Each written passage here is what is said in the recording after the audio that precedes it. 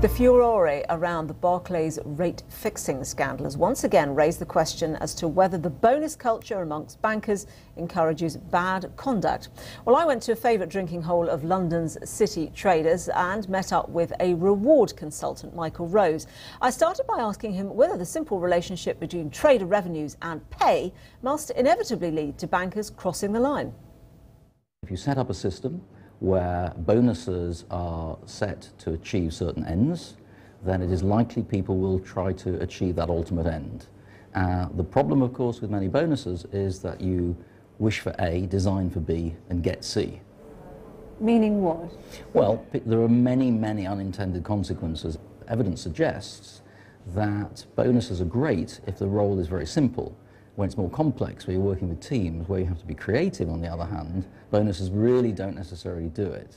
So does the environment create the mentality, or the mentality of the people who work there create the environment? Which way round is it? That's a fascinating question, because I think it's highly symbiotic, isn't it? That the organisations set up the environment, and in fact every organisation will try to get the right people to fit the particular roles they have. So it has to be that the nature of the people who become traders are the sort of people who are going to end up strive for success, strive to win, want the challenge, and they're about the chase and maybe ultimately the kill. But if it were just about money, I mean, there are plenty of people who work in the city who have easily enough money on which to live for the rest of their lives, but they keep on working, so it can't just be about money. You do have to ask that question. There are many people sitting not very far from where we are today who earn an amount of money which most people in the country and in the world would see as easily an amount to retire on, but they don't. And why don't they? It's still something about wanting to achieve and to win. I mean, if you look at Bob Diamond, didn't need to work. He had plenty of money, but why was he putting himself in that tough spot heading Barclays? It was because he wanted to achieve, he wanted to be seen to be successful, not just in pure financial terms.